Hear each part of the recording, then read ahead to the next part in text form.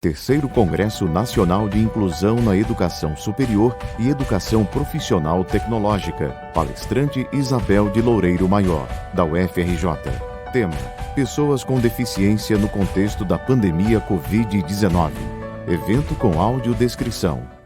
Tela dividida em duas partes. Bom dia a todos e a todas. Em nome da Universidade Federal do Rio Grande do Norte, por meio da Secretaria de Inclusão e Acessibilidade, CIA, e das universidades federais que constituíram e construíram a comissão organizadora, juntamente com a UFRN, a Universidade Federal do Paraná, UFPR, a Universidade Federal Rural do Rio de Janeiro, UFRRJ, a Universidade Federal do Sul e do Sudeste do Pará, a Unifespa, e a Universidade Federal de Goiás, UFG. Nós temos a imensa satisfação de receber a todos para a cerimônia de abertura do terceiro Congresso Nacional de Inclusão na Educação Superior e na Educação Profissional Tecnológica.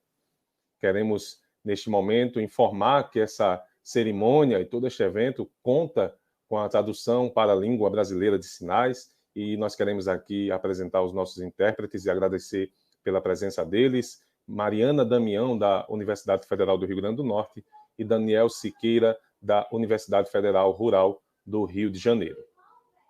Bem, o Congresso Nacional de Inclusão na Educação Superior e Educação Profissional Tecnológica surgiu a partir da necessidade levantada pelos coordenadores de núcleos de acessibilidade de várias instituições de ensino superior do Brasil, com espaço de diálogo, socialização de estudos, pesquisas e trocas de experiências de práticas inclusivas voltadas para o público-alvo da educação especial no contexto das IES brasileiras. Desde então, foram realizadas duas edições, uma em 2014 e a outra em 2017, ambas presenciais, realizadas na cidade de Natal e promovidas pela Universidade Federal do Rio Grande do Norte. Neste ano atípico, mais uma vez, a UFRN, em parceria com as IES mencionadas, realiza a terceira edição do evento, trazendo para o debate uma temática pertinente ao atual momento em que vivemos, questões emergentes no contexto da pandemia Covid-19. A Universidade Federal do Rio Grande do Norte, desde já, agradece a parceria da UFPR, da UFRJ, da Unifespa e da UFG, bem como o apoio dos diversos segmentos, núcleos e secretarias de inclusão e acessibilidade de várias instituições de educação superior do Brasil. Para nós que fazemos a UFRN, CIA, esse é um momento de consolidação de um projeto pensado a várias mãos, que abre um importante espaço de diálogo e de compartilhamento do conhecimento científico produzido na área de educação especial inclusiva no contexto da educação superior em âmbito nacional e internacional. Antes de iniciarmos, portanto, a nossa programação técnica e a nossa programação dessa cerimônia de abertura, nós teremos uma apresentação cultural virtual. Eu apresento para vocês a Orquestra Filarmônica da UFRN, que apresenta o seu primeiro concerto oficial da temporada 2020, e eles aceitaram com muita honra o convite para participarem conosco e seguindo todos os mais rígidos protocolos de segurança, preparando para nós uma apresentação especial. Em tempos de primavera, com a florada abrindo e pássaros cantando, a Filarmônica UFRN irá executar o concerto em Ré maior para a flauta e orquestra do compositor Antônio Vivaldi, também chamado de O Pintacilgo. O nome vem por Vivaldi ter se embevecido com o canto deste pássaro e de ter utilizado este canto uma parte dedicada à flauta. Nós teremos como solista o jovem e talentoso Dimitri Rezende. A música está dividida em 3 movimentos: Allegro, Cantabile e Allegro final. Teremos também, finalizando este concerto, uma composição de César Guerra Peixe, embasada na cultura nordestina, onde são utilizados ritmos como baião, a escala nordestina e formas de tocar muito assemelhada à dos nossos rabequeiros, o mourão. Esta obra adquire ainda mais importância por ter influenciado muitos compositores e também intelectuais locais. O QED culminou no nascimento do movimento armorial, capitaneado por Ariano Suassuna, nos idos da década de 70 do século passado. Então, nós desejamos a todos um excelente concerto. Surge uma tela com o logo da Filarmônica ao centro. O logo é composto pelas letras F I e L, unidas de forma cursiva. Ao lado, a palavra Filarmônica e abaixo a sigla UFRN. E mais abaixo, apresenta, no rodapé, primeiro concerto oficial da temporada 2020.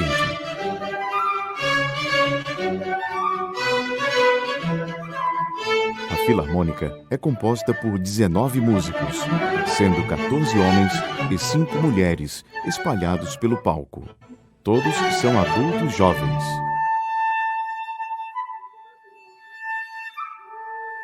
O flautista está no centro e à frente da Filarmônica. Ele é moreno, tem cabelos pretos, lisos, repartidos nas laterais e na parte do meio está preso para trás. Ele usa óculos de armação preta, com lentes grandes e redondas.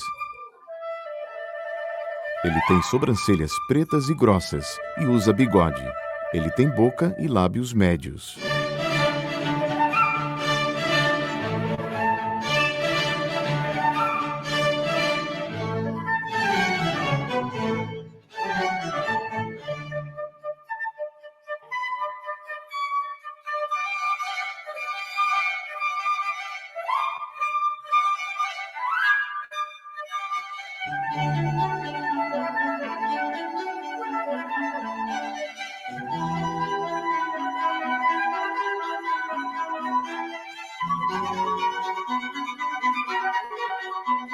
No fundo do palco, um telão branco, grande e retangular, recebe a projeção do logo Filarmônica UFRN.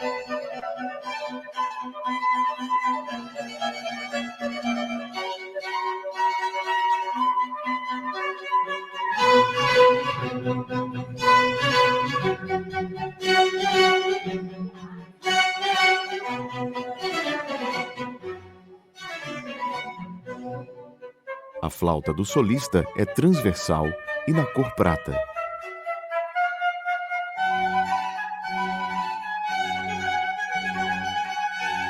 O flautista está protegido por um anteparo de vidro, por trás e pelos lados.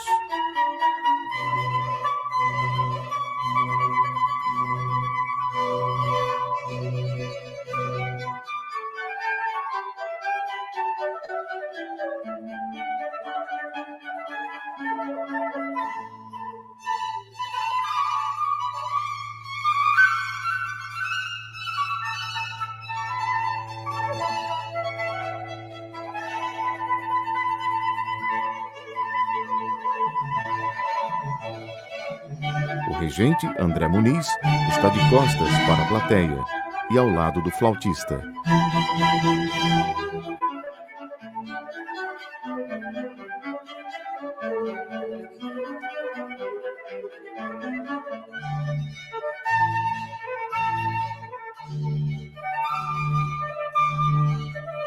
A filarmônica tem vários instrumentos de cordas, como violinos, violas, um violoncelo e um baixo acústico, além de um cravo e instrumentos de percussão.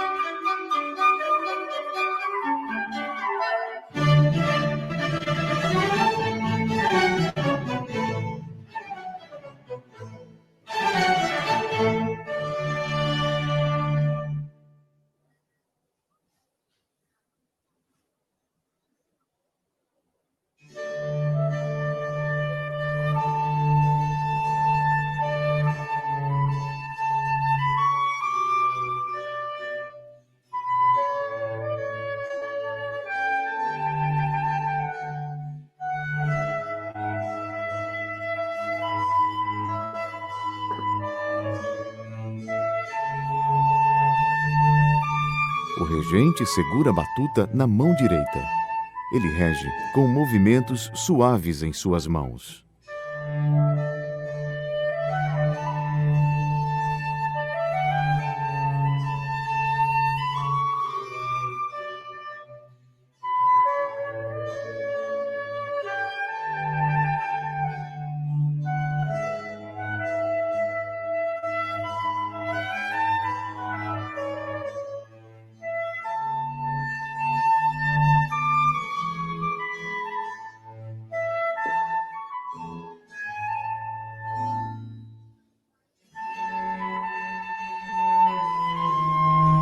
palco possui piso de madeira clara.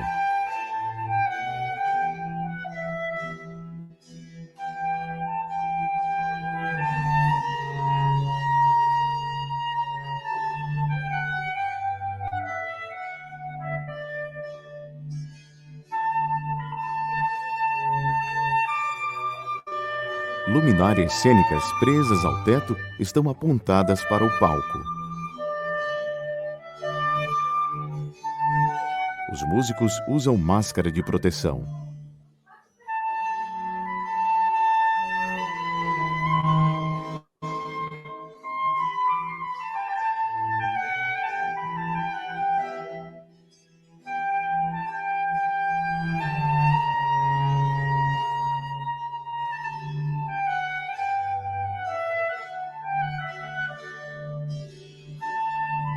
Os músicos vestem preto.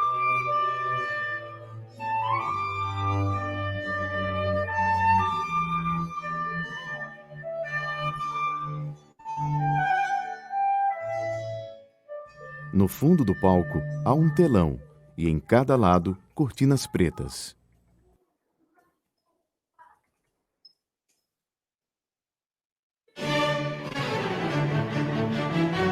As imagens se alternam entre o flautista e os músicos.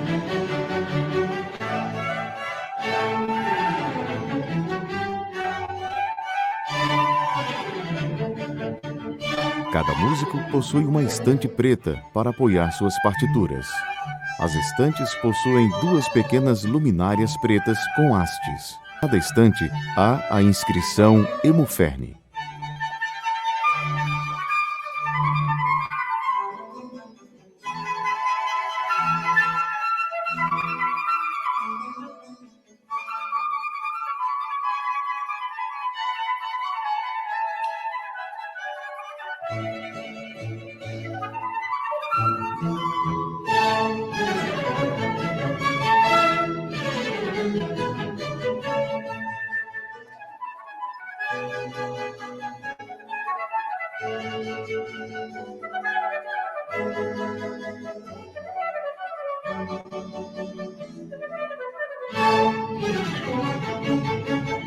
Um pedestal com 3 metros de altura apoia 2 microfones. À frente do pedestal e do palco, há um projetor fixado no teto do auditório.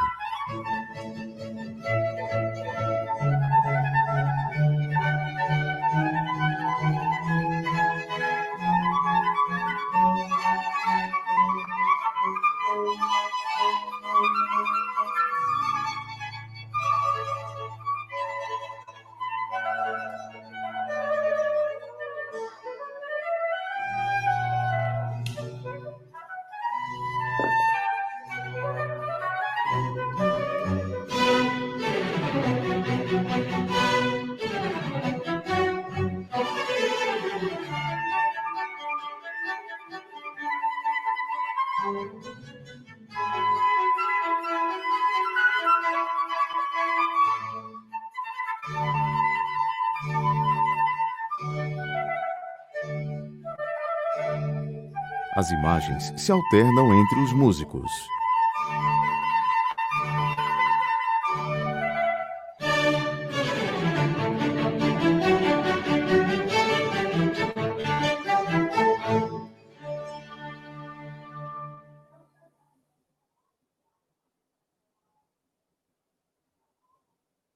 No palco, ao lado esquerdo, há um anteparo em forma de concha, com 3,5 metros de altura.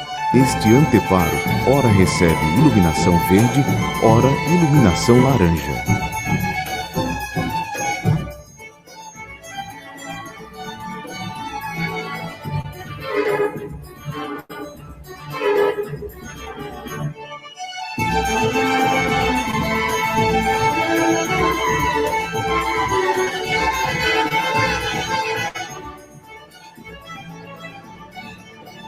A filarmônica é filmada sob vários ângulos.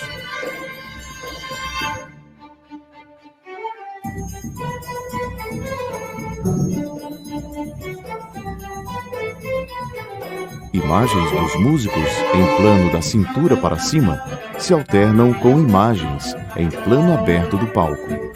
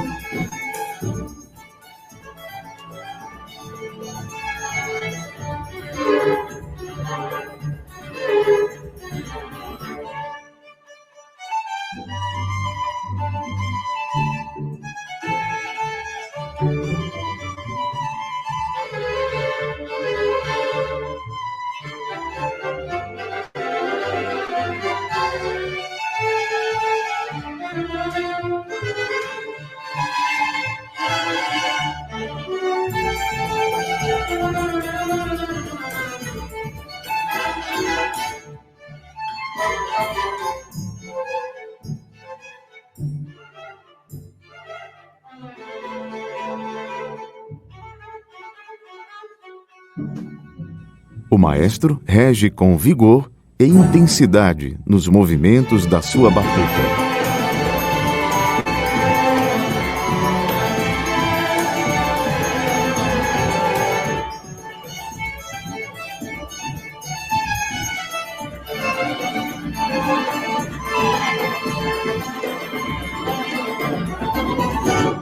A Filarmônica encerra sua apresentação. Sobem os créditos em fundo preto e letras brancas.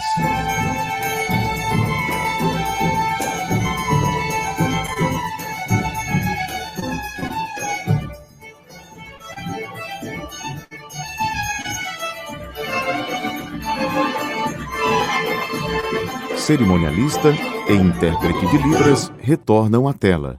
Nós queremos agradecer, portanto, ao professor André Muniz, o maestro da Filarmônica UFRN, em seu nome a todos os integrantes da Orquestra Filarmônica da UFRN pela belíssima apresentação. Todos os que quiserem acompanhar essa apresentação posteriormente, é só acessar onofre.musica.ufrn.br. Lá nós temos o auditório virtual da nossa Escola de Música.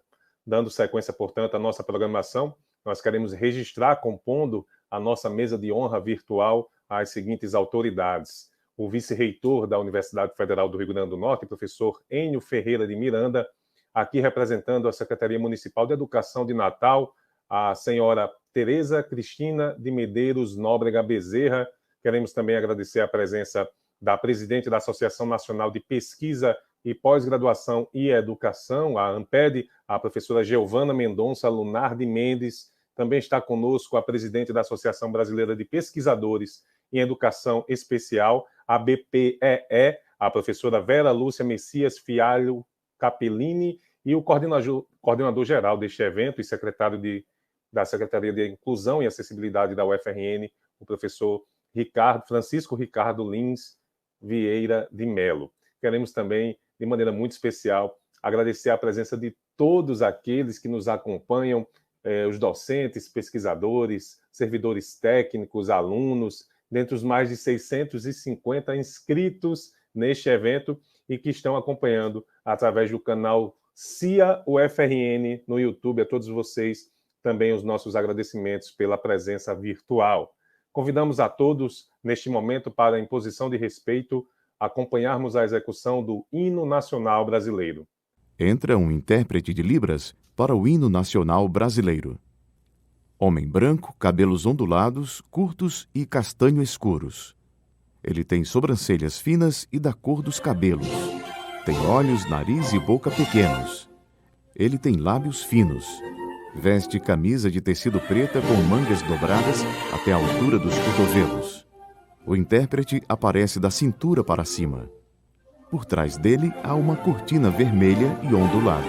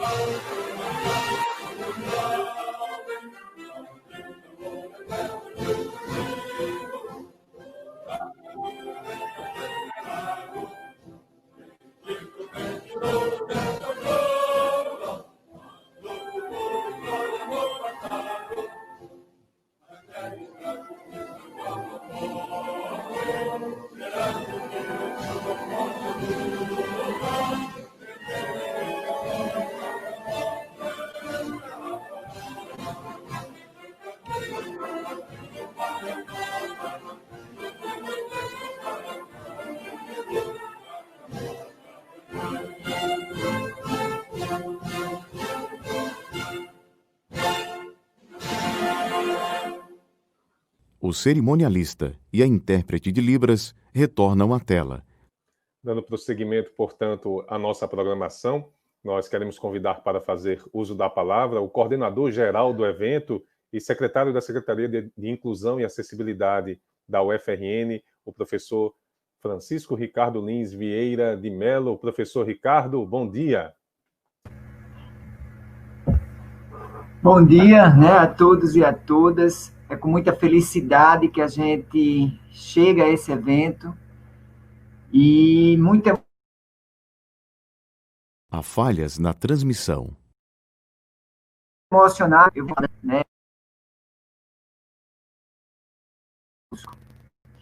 Então, bom dia a todos e a todas. É com grande alegria que a comissão organizadora da terceira edição do Congresso Nacional de Inclusão na Educação...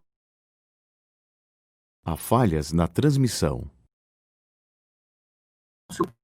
E educação antes da pandemia Covid-19 e do terceiro Fórum Nacional de Coordenadores de Núcleos de Acessibilidade das instituições públicas de Há falhas na transmissão. Educação superior de receber...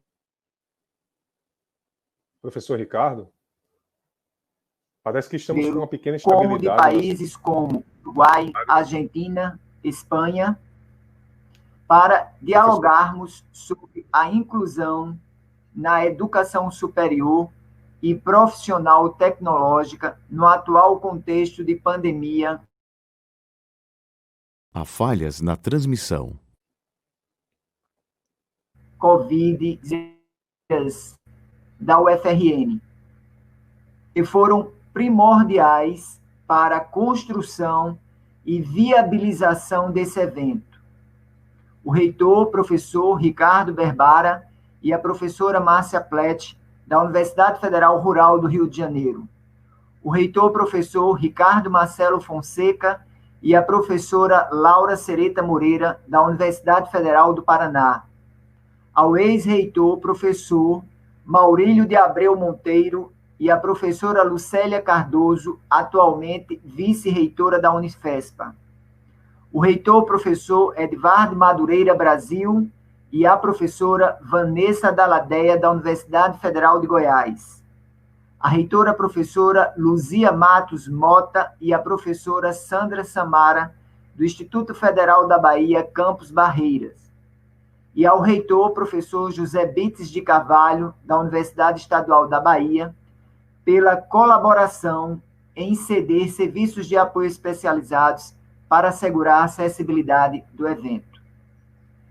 Em seguida, me dirijo àquelas e àqueles, tantos e tantas, que caminharam de forma entusiasta conosco nesses últimos meses, estudantes, servidores e servidoras, técnico-administrativas, professores e professoras, gestores e gestoras, e a equipe da CIA, Secretaria de Inclusão e Acessibilidade da UFRN.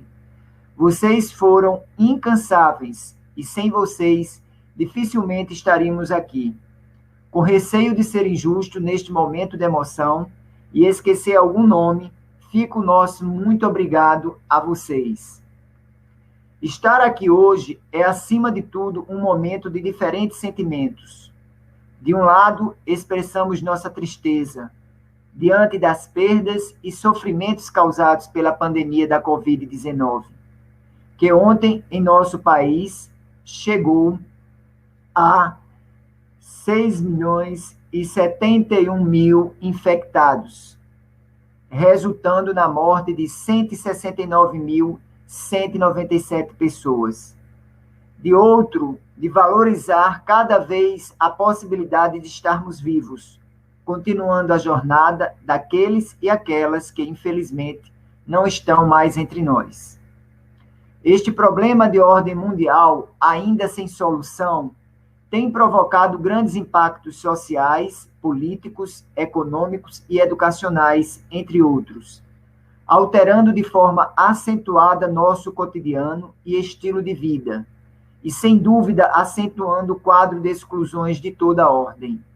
Neste sentido, destacamos os dados levantados pela Organização Mundial da Saúde, em março deste ano, que reforçam o quanto as pessoas com deficiência, cerca de 1 bilhão, estão entre os mais duramente atingidos neste contexto pandêmico.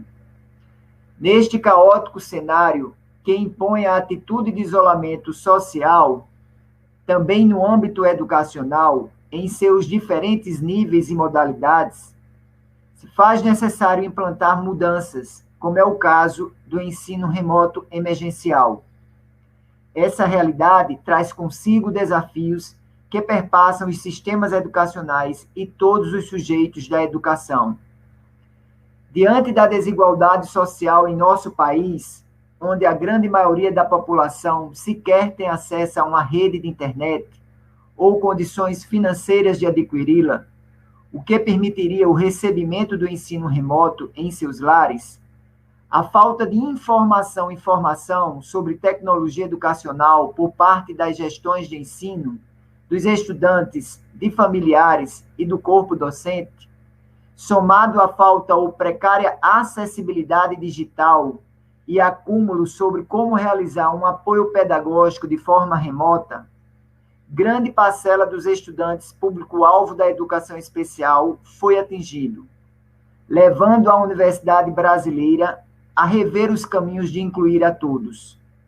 Este cenário se desdobrará em vários momentos de discussões neste Congresso, assim como a reflexão sobre os desdobramentos advindos do Decreto Federal número 10.502, de 30 de setembro de 2020, que institui a Política Nacional de Educação Especial, equitativa, inclusiva e com aprendizagem ao longo da vida, evidenciando inconstitucionalidade e retrocessos no âmbito da inclusão educacional das pessoas com deficiência, com espectro autista e altas habilidades superdotação.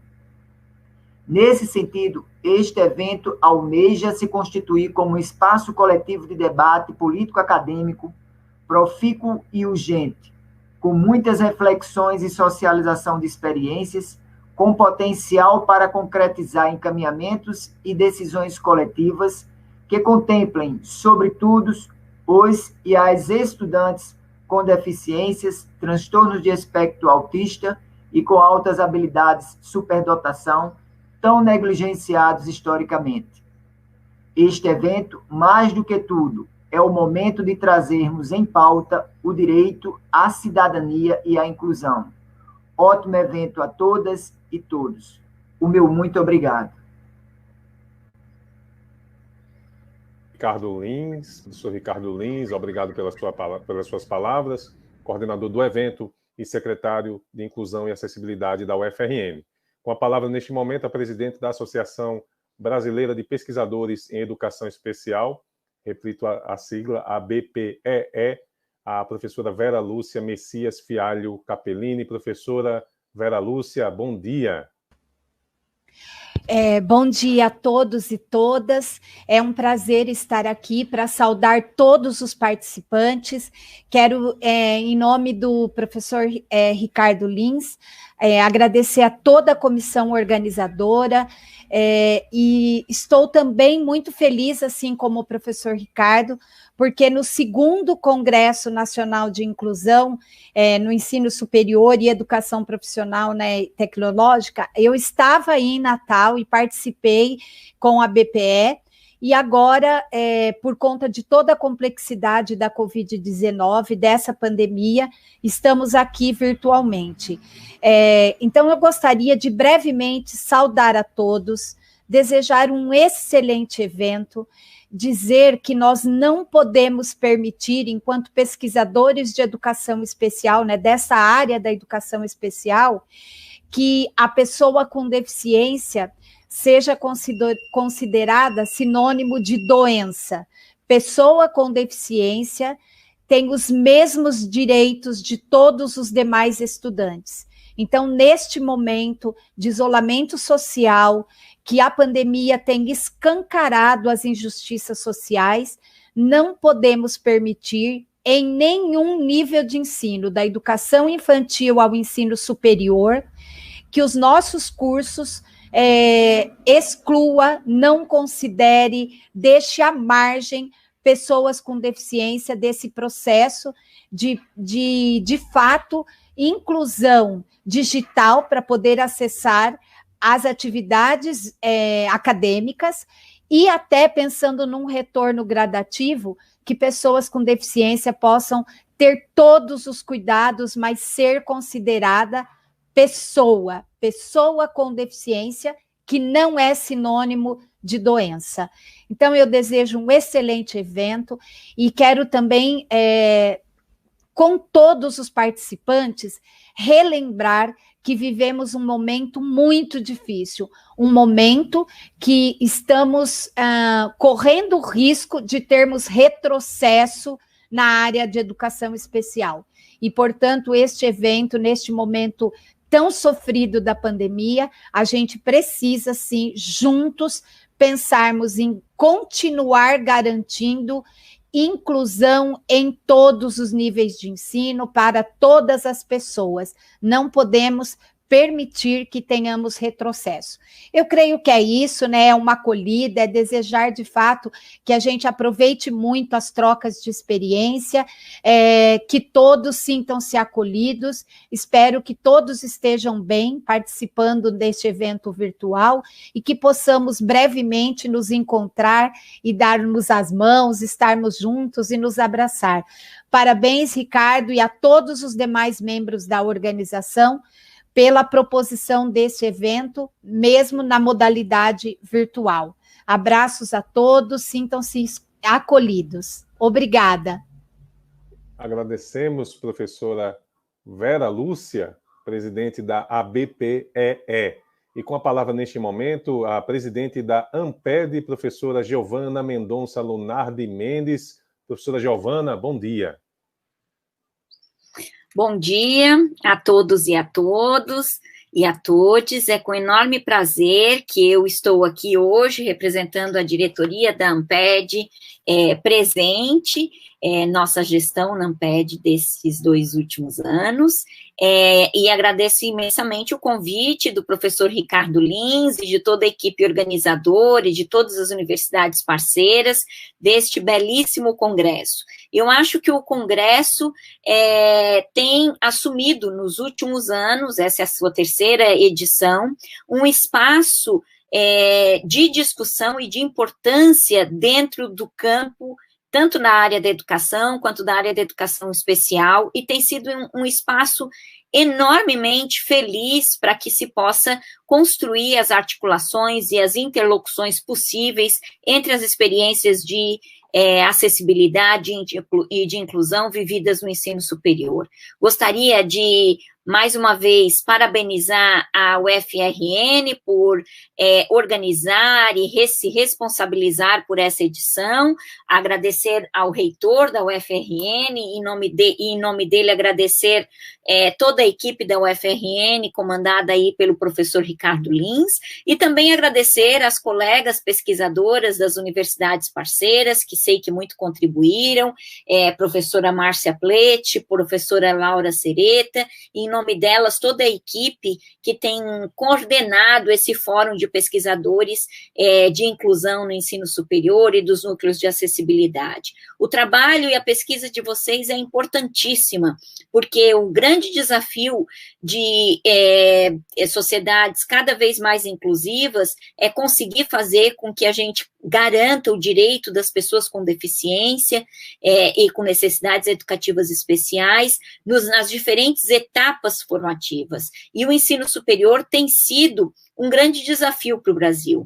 O acesso ainda é muito pequeno, as possibilidades de inclusão ainda são muito difíceis, e tudo isso foi potencializado, todas essas dificuldades e desafios foram potencializados pelo contexto da pandemia e pelo contexto do isolamento social. Eu tenho a impressão que essa oportunidade deste congresso, ela é única e vai marcar, inclusive, a história da discussão dos núcleos de acessibilidade, porque vocês estão diante de um desafio enorme, nós estamos diante de um desafio enorme, né? Na universidade, a inclusão de alunos com deficiência no ensino emergencial remoto, ela ainda é muito incipiente, e a gente precisa muito que esse debate aprofunde-se, que a gente consiga construir estratégias de pesquisa e de investigação, porque a gente está longe de superar os desafios que estão sendo intensificados pela pandemia. Então, meu desejo aqui é congratular todos os organizadores e organizadoras, e, ao mesmo tempo, chamar todos os pesquisadores para que consigam juntos criar interlocução de pesquisa, criar um espaço e uma discussão de uma agenda para tornar possível os desafios da inclusão no ensino superior em tempos pandêmicos, que nós todos sabemos que estamos longe de superar e que poderemos passar por isso de novo por diferentes formas. Então, é urgente a gente pensar nas estratégias, considerando a questão do ensino emergencial remoto. Um bom trabalho para vocês, eu estarei junto com vocês em alguns momentos dessa programação, se possível assistindo e participando também, e desejo que seja uma semana extremamente produtiva e profícua. Bom trabalho. Obrigado, professora Giovana. Com a palavra neste momento, representando a Secretaria Municipal de Educação do município de Natal, a senhora professora Tereza Cristina de Medeiros Nóbrega Bezerra. Professora Tereza Cristina, bom dia.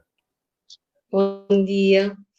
Eu, em nome da Secretaria Municipal de Educação de Natal, gostaria de saudar a todos da equipe organizadora e participantes do congresso, bem como agradecer pelo convite, né, da SMED estar participando os professores, alguns professores sim, e dizer da grandeza desse evento, num momento atípico, né, onde nós, professores da rede pública, né, enfrentamos, dentre tantas barreiras, né, a barreira, no caso dos alunos com deficiência, uma barreira de ordem econômica, onde nos impossibilita, né, inclusive de assistir às aulas remotas, né, nesse momento. Então, a dificuldade é ampla, né, os desafios são muitos. Creio que esse momento de reflexão, ele vai possibilitar, na escuta das experiências e das pesquisas, nos apontar alguns caminhos, né, e nos provocar, né, a pensarmos em construir alguns caminhos e criar algumas estratégias possíveis, né, mas principalmente garantir o direito, né, das crianças, porque a gente trabalha desde a educação infantil aos jovens, né, com deficiência. É isso. Mais uma vez, obrigada. Muito obrigado, professora Tereza Cristina, representando aqui a Secretaria Municipal de Educação de Natal. Ouviremos agora o vice-reitor da Universidade Federal do Rio Grande do Norte, professor Enio Ferreira de Miranda. Olá, professor Enio, bom dia. Um bom dia a todos.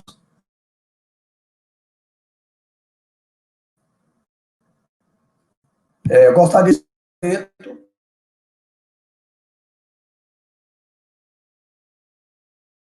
participantes ou representadas, compreendendo reitores, secretários de Estado e de município, dirigentes em geral, professores, estudantes, profissionais da área, enfim, saúdo todos os participantes deste evento. Minhas senhoras e meus senhores, Gostaria de parabenizar, e o faço também em nome do reitor José Daniel Diniz, da UFRN, os realizadores desse 3º Congresso Nacional de Inclusão na Educação Superior e Educação Profissional Tecnológica, por enxergar em sua realização o notável alcance de uma educação que se quer mais humanizada, mediante a feliz aliança entre tecnologia e inclusão. É estimulante constatar que, além desta, outras 2 edições foram realizadas, ambas presenciais, na cidade do Natal, e promovidas pela Universidade Federal do Rio Grande do Norte. A primeira, em 2014, com o tema Conjugando Igualdade e Diferença como Condição para Assegurar o Direito ao Direito, mediante parceria com o Ministério da Educação, através da, então, Secretaria da Educação Continuada, Alfabetização, Diversidade e Inclusão. A segunda teve como tema principal Educação Inclusiva e as Políticas de Acesso e Permanência no Ensino Superior, já com a página da web, oferecendo recursos de acessibilidade e sua programação de atividades. Nesta 3ª edição, serão consideradas questões emergentes no contexto da pandemia Covid-19, buscando promover um espaço coletivo de debate em relação às pessoas com deficiência, altas habilidades e outras necessidades especiais, para garantir o direito a uma educação superior de qualidade, especialmente em tempos de pandemia. Estou certo, pois, de que todos terão o melhor aproveitamento com suas participações. E mais do que isto, que a própria educação se enriquecerá com novos aportes, visando a valorização da prática da inclusão, como concurso irrestrito da tecnologia. Reitero meus parabéns a todos os idealizadores deste evento, na certeza de que terão muito a contribuir, levando à tona essa causa tão importante e tão justa como é a causa da pessoa portadora de deficiência. Um bom evento a todos, muito obrigado. Este cerimonial, portanto, agradece ao professor Enio, também agradecemos às autoridades presentes em nossa abertura virtual, convidamos as nossas autoridades a tomarem assento na plateia virtual do nosso evento, no YouTube e também no Facebook da CIA UFRN. Temos pessoas do Brasil inteiro, de universidades, de instituições de ensino superior, acompanhando nos nossos canais, tanto no YouTube como no Facebook. A todos vocês, a nossa saudação muito especial por participarem conosco deste importante evento. Iniciando, portanto, a nossa programação técnica, nós teremos, neste momento, a conferência de abertura Pessoas com Deficiência no contexto da pandemia Covid-19, que será proferida pela doutora Isabel de Loureiro Maior, da Universidade Federal do Rio de Janeiro. Para apresentar, portanto, a nossa palestrante e mediar este debate, nós convidamos o coordenador do evento e secretário da CIA UFRN, o professor Ricardo Lins. Professor Ricardo, a palavra é sua. Mais uma vez, bom dia a todos e a todas. É com muita satisfação, né, e orgulho que trazemos a professora Isabel Loureiro Maior para a conferência de abertura deste evento, né? Então, para a gente é com muita alegria apresentar esse ser humano incrível, né, que luta constantemente, né, pelos direitos das pessoas com deficiências nesse país e no mundo. Então, professora Isabel, né, possui graduação em Medicina pela Universidade Federal do Rio de Janeiro, mestrado em Medicina Física e Reabilitação também pela Universidade Federal do Rio de Janeiro, especialista em Biomédica pela Universidade de Brasília, professora aposentada da Faculdade de Medicina da Universidade Federal do Rio de Janeiro, especialista em Políticas Públicas e Gestão Governamental, carreira do Ministério do Planejamento, aposentada. Ex-secretária nacional de Promoção dos Direitos da Pessoa com Deficiência, da Secretaria de Direitos Humanos da Presidência da República. Atua como consultora e palestrante nas áreas de direitos humanos e políticas públicas com ênfase em direitos, cidadania e inclusão social das pessoas com deficiência. Direito à cidadania, saúde e reabilitação, educação, trabalho e cultura, né?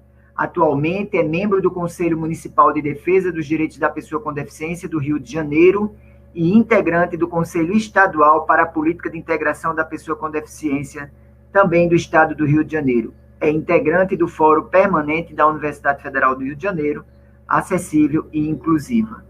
Então, professora Isabel, nos dê a honra de ouvi-la e somos gratos pela sua convivência e contribuições que, com certeza, têm elevado o patamar de evolução em relação aos direitos e cidadania das pessoas com deficiência nesse país. Muito grato pela sua participação em nosso evento. Na janela da direita, muito obrigada, palestrante. Professor Ricardo Lins. Para mim é uma grande honra poder estar aqui com vocês hoje e iniciarmos mais uma jornada que, na verdade, é a terceira edição do Congresso Nacional de Inclusão na Educação Superior e na Educação Técnica Profissional. Isso não é pouco, isso é muito. É tudo aquilo que as pessoas com deficiência sonharam. E eu posso falar isso na primeira pessoa, porque sonho com o movimento de inclusão das pessoas com deficiência há 44 anos. Não é pouco tempo. Com certeza, é muito mais tempo do que a idade do Daniel, intérprete que aqui me acompanha nesse momento, e também de todos os outros que vão participar. E essa importância do tempo do movimento das pessoas com deficiência se traduz, professor Ricardo, e todos aqueles que compõem as comissões organizadoras, não só científica, mas a logística, a parte da acessibilidade, a parte da comunicação para todas as pessoas que possam participar de forma igual. Isso significa que todos nós sonhamos juntos e cada vez precisamos sonhar mais. E eu lhe digo por que tenho usado tanto essa palavra sonho logo no início de uma fala que deveria ser uma fala acadêmica, deveria ser uma fala trazendo assuntos que trarei, obviamente, sobre pessoas com deficiência e a pandemia da Covid-19. Mas o sonho é o que nos mobiliza. O sonho é aquilo que não se tira de ninguém. E as pessoas com deficiência, durante muito tempo, estiveram impedidas, inclusive, de sonhar. Até que, através de um movimento internacional, que tem, talvez, a sua melhor o melhor conjunto de atividades a partir da década de 70 e da década de 80, quando, em 1981, foi decretado pela ONU, Organização das Nações Unidas, o Ano Internacional da Pessoa Deficiente. E aí foi a primeira vez que se usou a palavra pessoa. E é essa palavra, pessoa, que nos traz hoje à universidade, que nos leva aos institutos federais, seja no nível médio e profissional, seja no nível superior. Cada uma das pessoas com deficiência que já passaram pela história brasileira não tiveram as mesmas oportunidades, se nós lembrarmos de 40 anos atrás, ou mais ainda. Mas só para deixar em 40, vamos lembrar que nós tivemos um grande momento quando conseguimos, na década de 1980, Mariana, que é a tradutora e intérprete que está no momento na tela me acompanhando, você ainda não era nascida, Mariana, e nós estávamos lá lutando para que a Constituição Federal do Brasil trouxesse direitos para um grupo minoritário que era habitualmente esquecido, deixado de lado, à margem não só dos direitos, mas à margem das políticas públicas e de todas as outras necessidades específicas que esse conjunto de pessoas necessita. Quando falamos de pessoas com deficiência, especialmente agora, na pandemia, nós nos lembramos que no Brasil nós temos um grupo muito grande, através da aferição do censo 2010 do IBGE, que nos disse que 23,9% das pessoas com deficiência, de todos os tipos e graus diferentes, representam esse conjunto no nosso país. Entretanto, obviamente que há uma heterogeneidade. O grupo não é igual. Esse conjunto de pessoas, que daria aproximadamente 45 milhões, se ficarmos na conta do censo de 2010, como mencionei, é um número muito grande.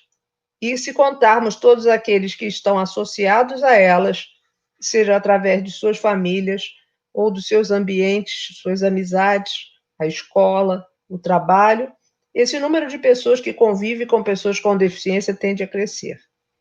E tende a se tornar um número extremamente representativo para nós, mas não ainda representativo do ponto de vista da universidade brasileira, quando as últimas informações do Instituto Nacional de Pesquisas Educacionais nos dá conta de que 0,5% dos estudantes na educação superior que são pessoas com deficiência.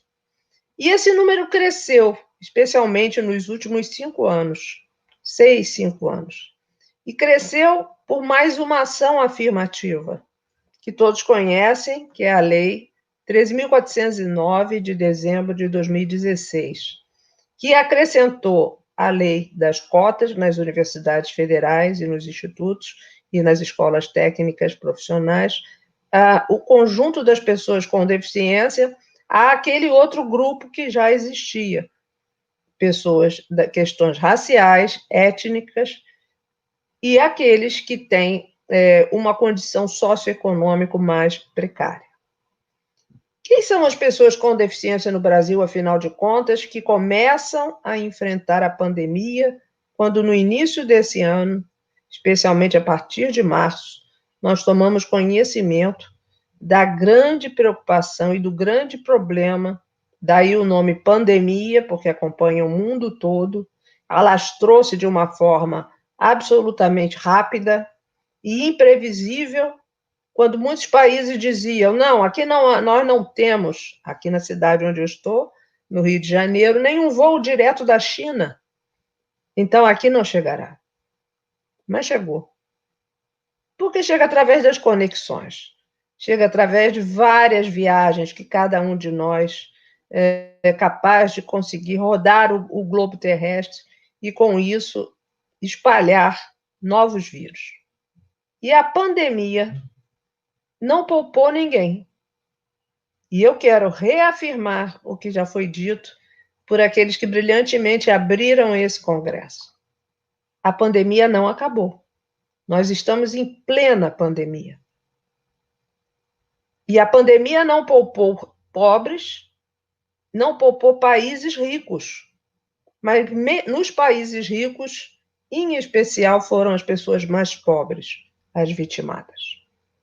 E se nós contarmos que no mundo há 15% e aproximadamente 1 bilhão de pessoas com deficiência, e dessas, 80% vivem em países que estão em situação socioeconômica precária e, portanto, mais vulneráveis ainda, e aqui no Brasil isso também é a realidade, porque cerca de 90% da população brasileira com deficiência sequer tem emprego.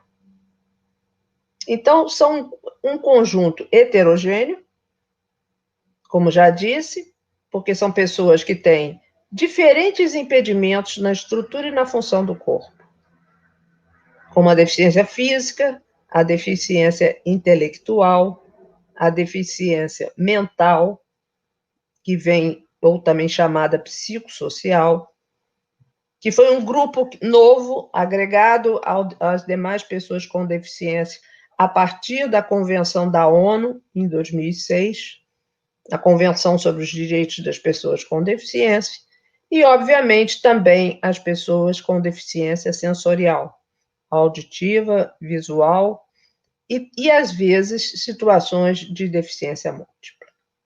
A maioria dos que estão aqui nos assistindo hoje provavelmente conhece pessoas com deficiência. Se não no seu dia a dia de trabalho, com certeza por já ter visto. E hoje já viram pessoas com deficiência precisando de apoio. Mas também já viram pessoas com deficiência sendo capazes de prestar apoio. E isso nos mostra que a deficiência não é um limitador da possibilidade de participação social das pessoas com deficiência. Não é a questão biológica, como, por exemplo, a cegueira, a perda da audição, a dificuldade mental ou a dificuldade intelectual e a dificuldade de movimentos, que faz com que uma pessoa tenha uma maior ou uma menor deficiência. O que faz essa deficiência existir, e, portanto, daqui eu já começo a dizer que deficiência é uma experiência, que pode ser muito amarga, tão amarga quanto a pandemia, mas pode ser algo leve, que não interfere na sua vida.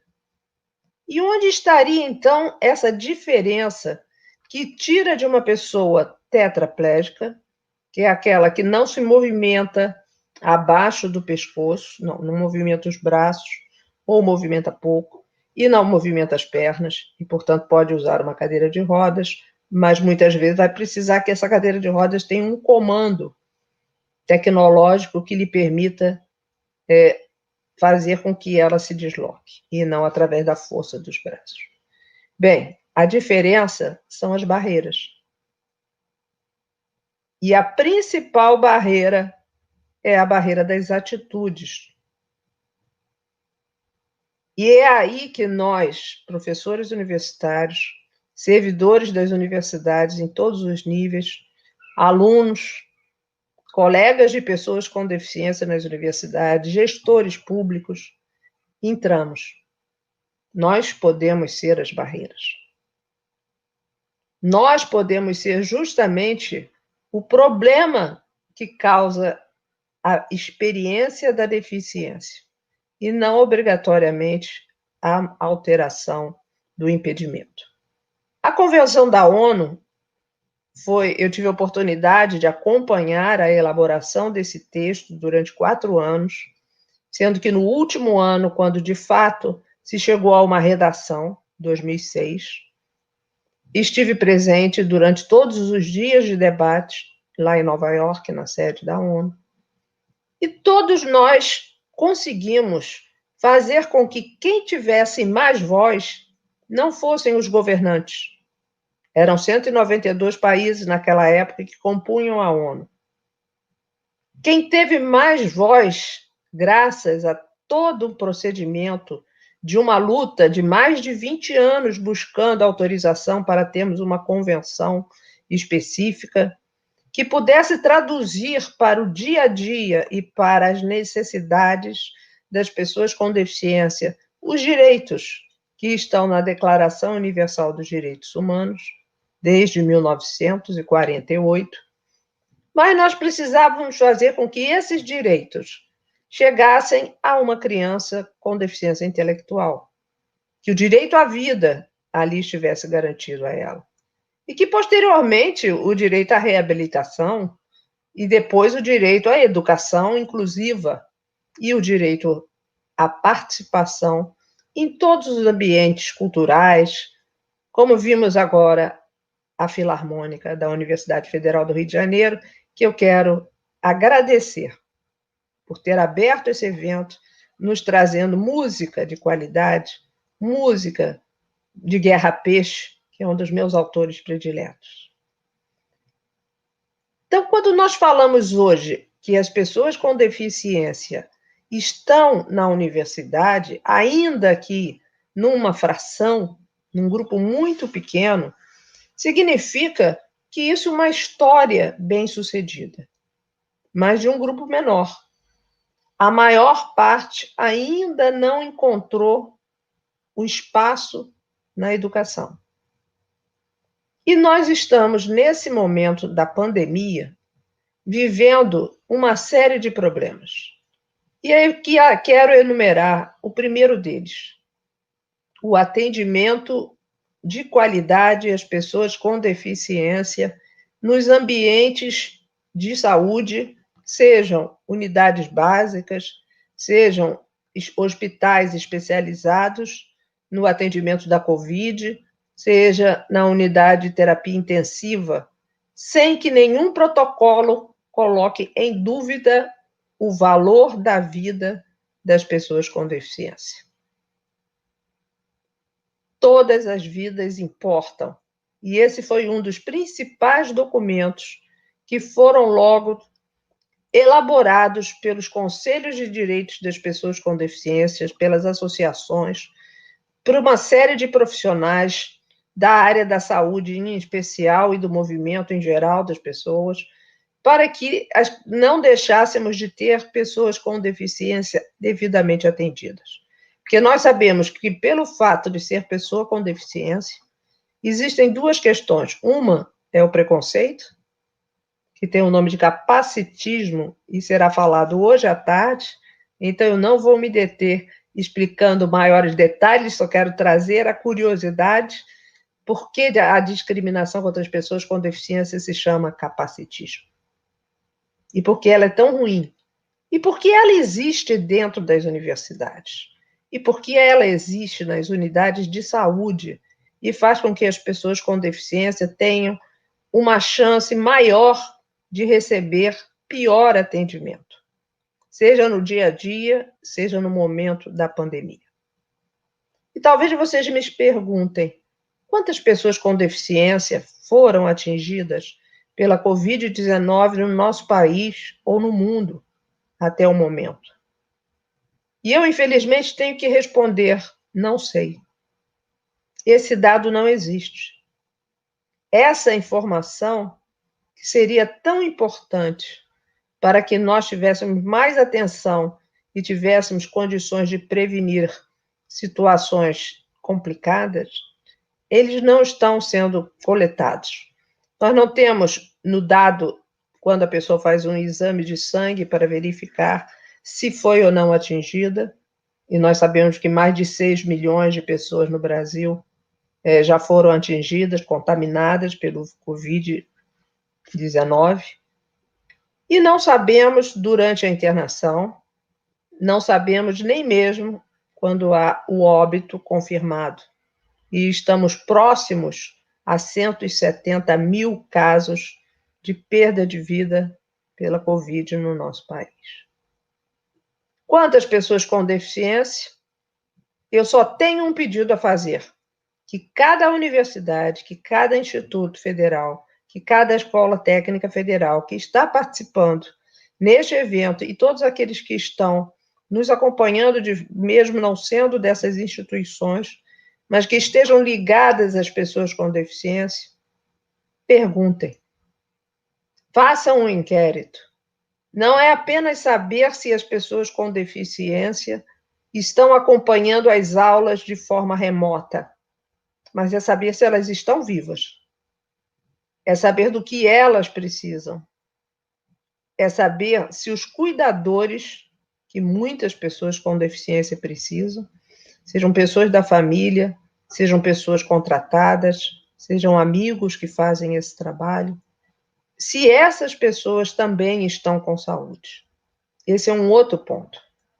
Porque muitas vezes, e nós sabemos, que as pessoas com deficiência foram orientadas desde o início a se precaver mais, a ter mais cuidado na contaminação, que algumas das pessoas com deficiência acabaram também se contaminando, apesar de tudo isso, via o cuidador. E isso foi muito forte em alguns países, principalmente naquelas pessoas que vivem em instituições, internadas, porque não têm famílias. E aqui nós procuramos, desde o início, e agora falo em nome do Conselho Municipal dos Direitos da Pessoa com Deficiência do Rio de Janeiro, trabalhamos para que as instituições que ainda existem que nós gostaríamos que não existissem asilos ou grandes instituições de moradia para pessoas com deficiência, mas já que existem, a nossa preocupação foi orientar tanto os gestores como os profissionais da área da saúde para que as pessoas não se contaminassem, nem elas próprias, nem levassem a contaminação para dentro dos ambientes. E vocês sabem como foi que começou a primeira das apresentações sobre a Covid? Talvez vocês se lembrem que eram os filmes, os vídeos com as pessoas lavando as mãos, com bastante sabão entre os dedos até os punhos. Sim, muito bom. Só que as pessoas cegas não sabiam o que estava se passando. E aí foi que precisou acontecer toda uma tradução da comunicação para que todos tivessem as mesmas oportunidades. Tanto aqueles que precisam da língua brasileira de sinais, como os que precisam da legenda, como os que precisam da audiodescrição, para poder saber o que se passava em cada um daqueles vídeos. E não é demais dizer que foi muito difícil o início de tudo isso, lá em março. E eu digo em março porque foi a primeira vez que, a pedido do grupo de pessoas cegas, eu fiz um podcast, onde respondia às dificuldades que eles estavam encontrando para ter acesso à informação. Então, reparem que informação não é só formação de nível superior. Informação é tudo que faz com que as pessoas com deficiência, de fato, possam participar em igualdade de oportunidades com as demais pessoas. Que é essa máxima que se pretende. Não restringir a participação social das pessoas com deficiência. Hoje isso ainda é importante, embora acredito eu que todos já saibam como lavar as mãos e por que a importância do sabão e por que tivemos que detalhar tudo para as pessoas com deficiência. Por que sabão e não algum medicamento? Porque sabão é que derrete a capa de gordura do vírus, tipo SARS-2, que é o da Covid-19. Ele é um vírus que não é forte frente a uma substância saponácea, derrete a membrana. Esse vírus da Covid, ele só é forte se ele é transmitido de pessoa a pessoa. E é por isso que nós dizemos que tem que haver a continuidade do uso das máscaras tanto a parte nasal como a parte da boca ocluídas, para que não se transmitam as gotículas que levarão a doença a outras pessoas. Foi exatamente por isso que nós sugerimos, todos os profissionais de saúde, que existisse a questão do distanciamento social. E, imediatamente, seguindo aquilo que já era visto de uns países europeus e lá na China, na virada daí o nome Covid-19, porque, na verdade, começou no final de 2019, e para nós chegou em 2020, e algumas pessoas caíram na bobagem de acreditar que quem não entende de saúde podia falar sobre isso. E houve gestores públicos que utilizaram horários nobres para desorientar a população brasileira, para fazer uma confusão, permita-me utilizar uma palavra muito simples, uma confusão com medicamentos que não tinha a menor procedência, que não traziam nenhum benefício àquela pessoa. Mas as informações tinham que ser corrigidas. E quem corrige as informações é onde está o conhecimento. Daí a importância das universidades, da educação superior, dos laboratórios de pesquisa, dos grupos multidisciplinares de pesquisa que se juntaram, mesmo à distância, para encontrar, afinal de contas, se era um vírus meramente respiratório ou um vírus com alterações da microcirculação também do corpo humano, e trazendo uma série de outras complicações. E que faixas etárias são mais atingidas? E hoje nós sabemos que todas as faixas etárias são atingidas, embora nas pessoas com mais idade o efeito possa ser pior. E a maior perda de vidas se deu entre adultos e pessoas com mais de 60 anos de idade. A universidade não se caracteriza em ter alunos, nem crianças, nem muito idosos. Mas, no entanto, professores nós temos de todas as idades, servidores nós temos de todas as idades. Por isso houve a necessidade que esse distanciamento também acontecesse. E aí nós precisávamos que os professores, de repente, se tornassem professores especialistas em educação à distância. O que, de fato, nós não éramos. E eu ousaria dizer que ainda não somos. Porque preparar uma aula para a educação à distância não é a mesma coisa do que você estar ali presente na sala de aula. Você precisa de outros elementos que façam com que as pessoas recebam, de fato, as informações. E como eu já disse que grande parte da população brasileira é vulnerável do ponto de vista econômico e social, e como boa parte ainda, uma parte ainda maior nesse conjunto, é de pessoas com deficiência, pobreza e deficiência se associam, as pessoas com deficiência muitas vezes não eram capazes de acompanhar por todo o tempo, através de internet, as informações que eram passadas, tanto pelos professores, como por outros programas de educação para a saúde que começaram a surgir com muita qualidade. E, mais uma vez, as falsas informações iludiram as pessoas.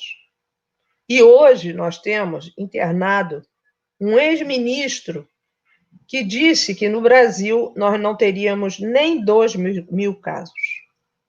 E hoje ele está, infelizmente, internado com Covid e eu desejo que ele se recupere muito rápido. É isso que nós desejamos para todos. E foi esse o meu grande medo quando o professor Ricardo me fez o convite, meses atrás, para estar aqui e falar um pouco da pandemia e as pessoas com deficiência. A minha preocupação era, será que eu, uma pessoa tetraplégica, com restrição respiratória, que não preciso de nenhum aparelho, mas não tenho a mesma expansibilidade do tórax para respirar de forma mais natural. Poderia ser uma pessoa do grupo de risco. E, de fato, sou. Porque aos 66 anos de idade, pronto, contei um segredo daqueles que nunca se conta. Pois é, aos 66 anos de idade, com hipertensão arterial e com dificuldade de expansão da caixa torácica, automaticamente eu sou uma pessoa que tem que tomar mais cuidado. E assim como eu, vários outros professores. Eu já estou aposentada. Já cumpri o meu período de mais de 30 anos no Serviço Público Federal. Mas muitos não cumpriram ainda e não podem participar das atividades em tempo presencial no momento. E essa questão que eu quero trazer para vocês. O que os núcleos de acessibilidade podem fazer para minorar o distanciamento da educação para as pessoas com deficiência?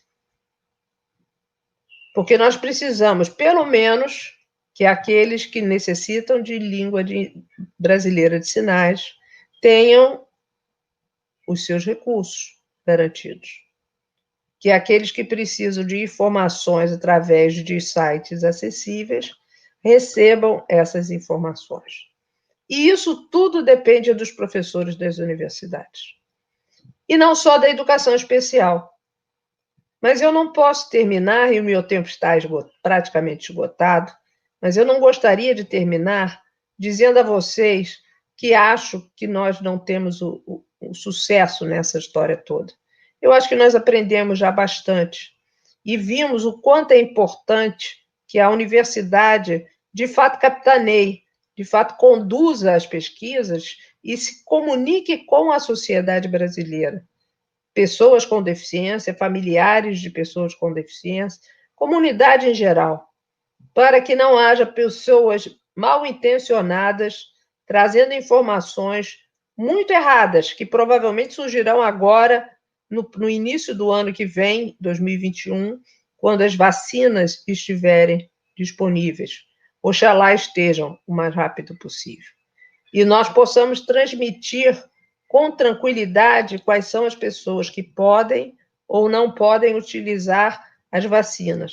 Não por ser pessoa com deficiência, mas é porque, às vezes, a pessoa tem alguma patologia que, associada, talvez não seja um melhor momento. E aí, sim, precisaremos das informações médicas, das informações de saúde, para que as pessoas com deficiência se vejam protegidas também quando existir a imunização.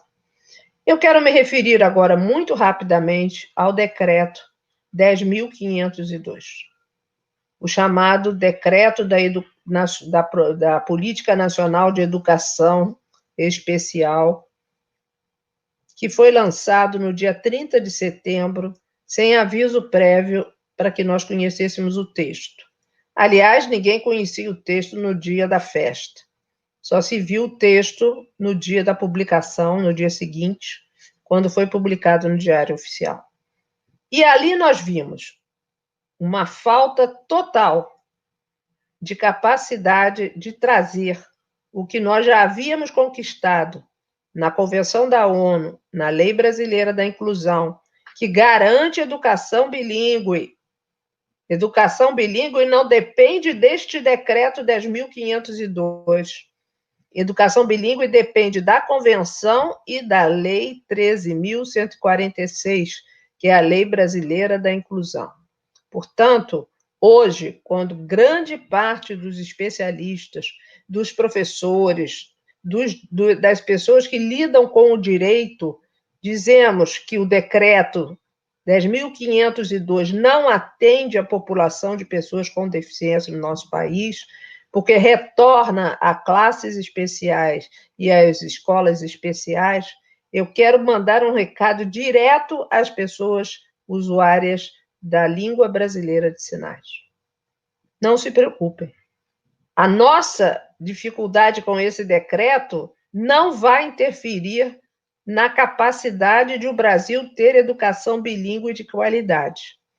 Mas esse decreto interfere diretamente com todo o ordenamento jurídico, constitucional e legal do país. Por isso se diz que é um decreto que tem que ser revogado, porque não tem qualidade, não tem legalidade, é inconstitucional. Repetindo, a educação bilíngue está garantida no artigo 28, 29, e até os editais com Libras estão garantidos no artigo 30 da Lei Brasileira da Inclusão. Portanto, não há prejuízo para as pessoas que precisam da educação bilíngue e têm todo o direito. Mas voltarmos àquilo que significa separação, que significa segregação das pessoas com deficiência física e visual, auditiva, mental, intelectual, isso é um retrocesso. E parte da responsabilidade desse retrocesso é da universidade, porque não fez o dever de casa formando professores que entendessem de educação para todas as pessoas. Porque não são só pessoas com deficiência que são diferentes entre si e precisam de tecnologia assistiva, que precisam de adaptações razoáveis, que precisam de todo tipo de recursos para ter a sua educação garantida. Esse decreto não vai prosperar. Se ele prosperar, nós teremos um retrocesso e voltaremos, talvez, até os 40 anos que eu já mencionei que nós tínhamos avançado. Mas se ainda assim ele acontecer de permanecer e não for derrubado nem no Legislativo, nem tampouco pelo Supremo Tribunal Federal, novamente nós lutaremos para que as pessoas com deficiência tenham a oportunidade de garantir o seu espaço desde a creche, a pré-escola, o ensino fundamental em sua primeira etapa, na segunda etapa, a educação de ensino médio, a educação profissional tecnológica e a educação superior, também a pós-graduação. É isso que nós desejamos. Nós desejamos que as pessoas com deficiências estejam juntos com as demais pessoas, que todos se conheçam, para que todos possam aprender a se respeitar e para que todos nós possamos respeitar o direito de o outro manter a saúde enquanto existir uma pandemia no mundo. Muito obrigada por terem me ouvido, muito obrigada por participarem dessa luta e desse sonho coletivo que há de se tornar uma realidade cada vez maior e cada vez um maior número de pessoas com deficiência não só terá sua vida garantida, mas terá a qualidade de vida que nós sonhamos para os nossos filhos e netos. Obrigada. Ricardo Lins é branco, tem cabelos grisalhos e lisos com entradas. Bem, primeiro agradecer, a professora Isabel pela brilhante fala, esclarecedora, que traz toda uma historicidade implicada diretamente, da importância de se levar em consideração a cidadania de todos, inclusive das pessoas com deficiência. Trazer esse tema para a abertura do evento não só é dever nosso, mas uma urgência, uma vez que a gente está vendo o quanto, infelizmente, as pessoas com deficiência têm sido negligenciadas dentro desse contexto, principalmente no que tange às políticas públicas. Então, além da importância, de ser a pessoa da professora Isabel, que está trazendo como conhecedora de luta, de causa, e que representa tão bem esse público em nosso país, e tem sido, sem dúvida nenhuma, porta-voz, não só no Brasil, mas de luta também no contexto mundial, para que a gente possa avançar, e eu acredito que realmente avançamos em muitos aspectos, mas, infelizmente, como a professora Isabel colocou, há que estarmos atentos e na luta coletiva para impedir que retrocessos retomem, e que nós temos essa responsabilidade enquanto coletivo, enquanto universidade. Há falhas na transmissão. Em termos de aqui, dimensionar participantes que nos escutam, uma nota de... Há falhas na transmissão. Essa nota de repúdio, ela já estará passando entre os participantes para que assinem, e esse vai ser um dos produtos, entre outros, que estaremos retirando dessa discussão ao longo do evento. Então, professora Isabel, temos muito mais que agradecer sempre a sua parceria, a sua colaboração e o fato de estar sempre nos ensinando que a diversidade é o melhor caminho para a gente pensar numa vida mais saudável e com qualidade. Então, a gente agradece, foi uma honra. Você sabe o quanto nós lhe admiramos. Eu acho que o Brasil inteiro, isso não é uma fala só minha, e o quanto a gente acredita que pessoas como você podem mudar a vida de muitas. Então, a gente espera que muitos dos gestores desse país, políticos, eles possam, de fato, enxergar na nossa sociedade um público que precisa de acolhimento, de políticas e de responsabilidades do Estado séria, né? Então, a gente acredita que esse é um dos espaços de manifestação. Então, o nosso muito obrigado pelo aprendizado, né? Sinta-se convidada eternamente a estar com a gente nessa luta, né? Porque, de fato, nós nos sentimos muito seguros e fortalecidos com sua presença. Então, agradecemos de coração a comissão organizadora, né, por a senhora dividir esse espaço conosco e dizer da nossa gratidão por estar sempre dialogando com a senhora. Então, um grande abraço, um forte abraço.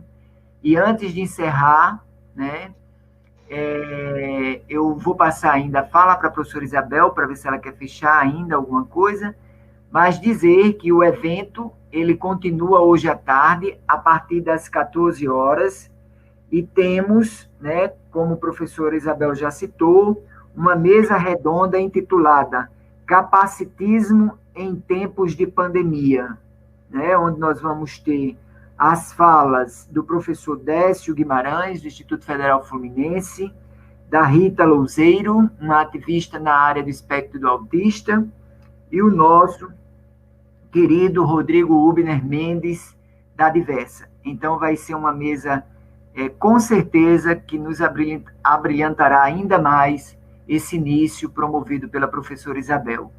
Então, nosso grato agradecimento, e eu passo a fala para que a professora Isabel encerre a nossa conferência de abertura. Um beijo grande e um abraço, professora Isabel. Muito obrigada, professor Ricardo Lins. Sempre que chamada, pode contar comigo para essa e para outras oportunidades. Sempre que nós virmos que há ameaças aos direitos conquistados pelas pessoas com deficiência, nós estaremos prontos para atuar de uma maneira democrática, pelo diálogo, pela capacidade de ouvir e apresentar argumentos, mas, ao mesmo tempo, também chamando a nossa própria responsabilidade naquilo no qual nós precisamos melhorar a formação de professores, para que professores não sejam as atitudes e as barreiras, portanto, que fazem com que pessoas com deficiência não tenham seu direito garantido em todas as etapas da vida. Nós sabemos que cada professor formado pela UFRN, assim como pela UFRJ, pela Federal de Goiás, pela Federal do Sul-Sudeste do Pará, pela Federal do Paraná, se é que eu não esqueci nenhuma das que compõem, nesse momento, a comissão que organizou o 3º Encontro Nacional, e se esqueci, peço desculpas, mas tantas outras universidades e tantas outras pessoas amigas estão aqui acompanhando, sabem o esforço que é. E sabemos também que é muito sintomático não termos o MEC presente num evento como esse. Onde está o MEC? Onde está o Ministério da Educação, que não vem verificar se as universidades federais e os institutos federais e as escolas técnicas estão com os núcleos de acessibilidade de fato formados? E onde está a verba para o programa Incluir? Onde está a verba que deveria estar garantindo mais a conectividade dos alunos mais pobres, com deficiência e sem deficiência, que estão precisando? Só 62 mil chips de telefone não são suficientes para um país nas nossas dimensões. Nós precisamos, de fato, que um projeto de lei que está no Congresso Nacional faça com que o FUST, que é aquele Fundo de Universalização dos Sistemas de Telecomunicações, é uma cota bem alta que cada um de nós paga em suas contas de telefone fixo ou telefone móvel, que esses recursos possam ser utilizados para melhorar a chegada da internet em todos os rincões brasileiros. Aliás, eu tenho que dizer agora que chegue a luz ao Amapá, antes de tudo, né? Que não continue essa situação. Então, professor Ricardo, eu acho que todos nós temos responsabilidades, precisamos fazer com que cada uma das áreas das universidades brasileiras se empenhe no sentido de trazer o melhor possível de sua capacidade, tanto científica como inovadora, para a diversidade humana, para que cada pessoa tenha, de fato, a possibilidade de viver como nós já vivíamos, aqueles que têm recursos financeiros. antes da pandemia. E após pandemia, que virá, é um momento em que nós vamos ter que voltar muitas vezes e reconstruir. Vamos precisar fazer com que as questões que aprendemos nesse período não desapareçam. Por exemplo, a educação à distância, ela pode existir, sim, ela pode ser parceira da educação presencial. E muitos congressos podem ser feitos à distância, desde que os recursos de acessibilidade para todas as pessoas estejam ali dispostos. Então, professor Ricardo Lins, eu mais uma vez agradeço o seu convite, com muita felicidade que eu aceitei. Agradeço a todos que participam e todos aqueles que ficarão nos próximos dias, já que são dias que já antecedem o 3 de dezembro, que é o Dia Internacional da Pessoa com Deficiência, e cujo tema a ONU ainda vai explicar um pouco melhor, mas é justamente construindo pós-pandemia de forma sustentável, acessível e inclusiva para as pessoas com deficiência. Esse é o lema de 2020 para o Dia Internacional da Pessoa com Deficiência. Um forte abraço a todos, muita aprendizagem para todos nós, muita humildade e muita capacidade de negociação democrática. Um abraço. Beijo grande, Isabel, e convido a todos a retornarem às 14 horas. Um grande abraço e um bom dia a todos e a todas. Beijo. Fim da audiodescrição.